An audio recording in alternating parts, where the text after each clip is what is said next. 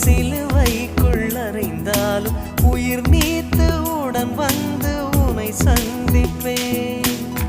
பூவாக நீயானால் காற்றாகி சந்திப்பேன்.